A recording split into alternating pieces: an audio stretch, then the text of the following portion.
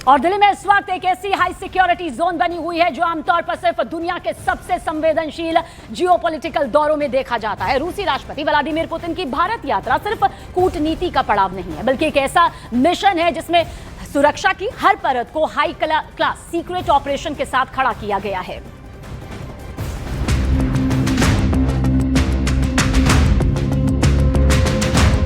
Putin पूरी दुनिया में एक बेहद अलग रुतबे के नेता माने जाते हैं। उनकी सुरक्षा केवल बख्तरबंद वाहनों या कमांडो दस्तों तक सीमित नहीं है, बल्कि एक ऐसे सिस्टम पर आधारित है जो उन्हें किसी भी बाहरी एलिमेंट पर निर्भर नहीं रहने देता। उनकी टीम एक पोर्टेबल किचन और एक मोबाइल लैब और खाने पीने की दूसरी सप्लाई के साथ पहले ही दिल्ली में मौजूद है। हर भोजन, हर पेय, यहां तक कि पीने का पानी भी पहले इसी लैब में टेस्ट होता है। इस व्यवस्था का लक्ष्य है किसी भी बायोलॉजिकल, केमिकल या टॉक्सिक जोखिम को शून्य रखना। ये प्रोटोकॉल केवल भोजन तक सीमित नहीं है, बल्कि पुतिन के पूरे एनवायरमेंटल बबल को कंट्रोल करता है। रिपोर्ट्स बताती हैं कि पुतिन की टीम किसी भी विदेशी दौरे में स्थानीय खाना पानी या दूसरी चीजों पर भरोसा नहीं करती। वे अपना खाना, पानी और बाकी सामान खुद साथ लाते हैं। यहाँ तक कि उनके लिए एक खास पोर्टेबल टॉयलेट भी साथ चलता है। इसकी वजह बहुत साधारण है। उनकी सुरक्षा टीम चाहती है कि पुतिन का कोई भी बायोलॉजिकल सैंपल विदेश में न छूटे। ये तरीका इसलिए अपनाया जाता है ताकि कोई भी एजेंसी उनके शरीर से जुड़ी जानकारी इकट्ठा न कर सके। ये एक बहुत उन्नत सुरक्षा तरीका माना जाता है। यही वजह है कि उनके खाने को लेकर भी कोई पब्लिक मेन्यू उपलब्ध नहीं होता। ये भी साफ नहीं होता कि वो भारत में कोई स्थानीय डिश आजमाएंगे या नहीं, क्योंकि पूरा भोजन, पानी और सप्लाई उनकी टीम ही संभालती है। उनकी डाइट या पसंद के बारे में भी कोई आधिकारिक जानकारी जारी नहीं की जाती।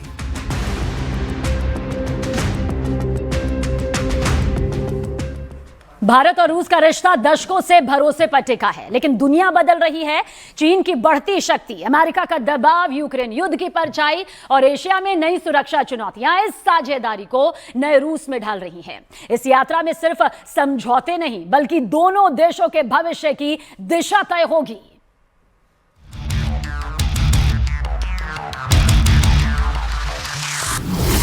अमेरिकी दादागिरी के बीच दो शक्तियों की मुलाकात, ट्रेड वॉर के प्रेशर के बीच तीन नए ध्रुवों का खेल। दुनिया देख रही है मोदी पुतिन की महामुलाकात। भारत और रूस के संबंध मजबूत है, लेकिन चुनौतियां भी कम नहीं। अमेरिका का सीए टीएसए प्रेशर, इसके अलावा भारत का डिफेंस डाइवर्सिफिकेशन और आत्मनिर्भरता की राह, तीनों में संतुलन बनाने की जरूरत है। भारत अब किसी एक देश पर निर्भर नहीं रहना चाहता और रूस भी नए रास्ते की तलाश में है। ऐसे में देखना होगा कि पुतिन की यात्रा से दोनों देश अपने आप को कितना एडजस्ट करते हैं। भारत और रूस के बीच ये बातचीत अब पुराने खरीदार विक्रेता मॉडल से आगे बढ़कर रणनीतिक सहयोग पर केंद्रित है। भारत रक्षा आयात को कई देशों में बांटना चाहता है, जबकि रूस पश्चिमी प्रतिबंधों की वजह से नए साझेदारों की तलाश में है। ऐसे में दोनों देश एक ऐसा ढांचा बनाने की कोशिश कर रहे हैं जहां तकनीक साझा हो, उत्पादन भारत में बढ़े और निर्भरता कम हो। यानी इस यात्रा की तासीर में रिश्तों के बैलेंस की कहानी छिपी है। पीएम मोदी और राष्ट्रपति पुतिन की मुलाकात में सबसे बड़ा मुद्दा रहेगा यूक्रेन। भारत का रुख साफ है कि यह युद्ध का समय नहीं है, बल्कि संवाद से ही समाधान होगा। वहीं दोनों देशों के बीच ब्रिक्स और एससीओ में साझेदारी नए क्षेत्रीय संतुलन तय कर रही है। वहीं इंडो पैसिफिक में बदलती रणनीतिक हवा भी इस मुलाकात में अहम भूमिका निभाएगी।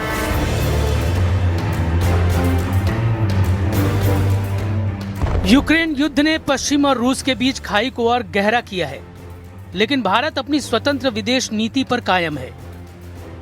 यूक्रेन पर भारत शांति, संवाद और स्थिरता की वकालत करता है, जबकि रूस चाहता है कि उसकी स्थिति को वैश्विक स्तर पर समझा जाए।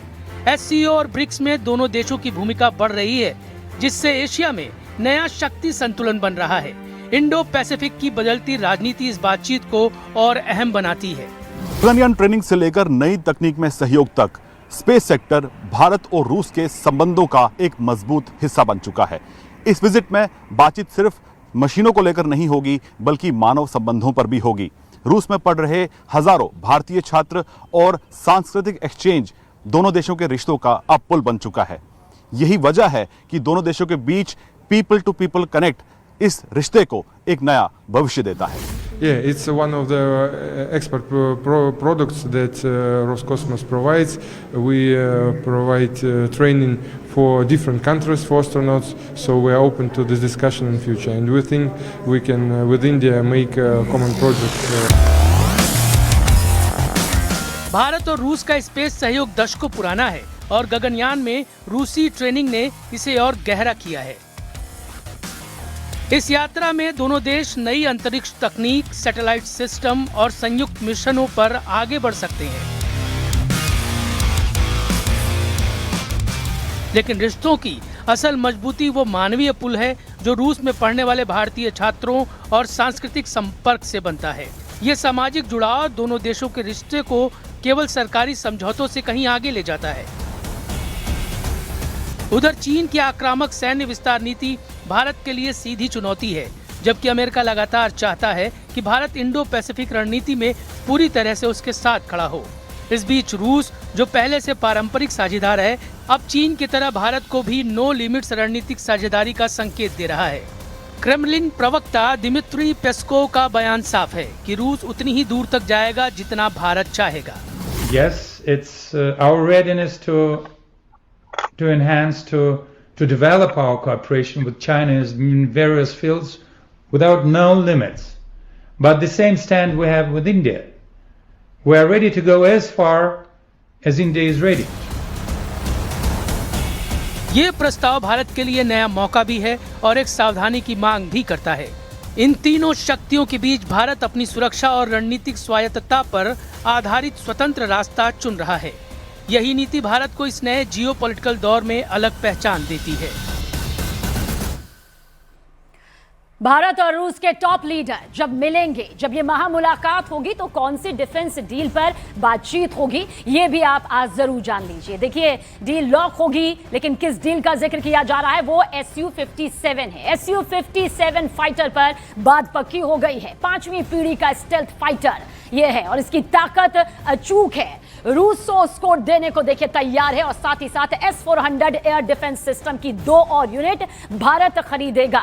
वही S-500 एयर डिफेंस, अगर इसकी बात करें तो भारत ये खरीदना चाहता है, इसे भी अपने रक्षा क्षेत्र में शामिल करना चाहता है। S-500 की रेंज 600 किलोमीटर है और साथ ही हवा में इसकी मारक क्षमता 200 किलोमीटर तक है। इतना ही नहीं, बैलिस्टिक हाइपरसोनिक मिसाइल से डिफेंस है, यानी कि वो ताकत जो भारत में मिलेगी तो भारत की ताकत को कई गुना आगे कर देगी।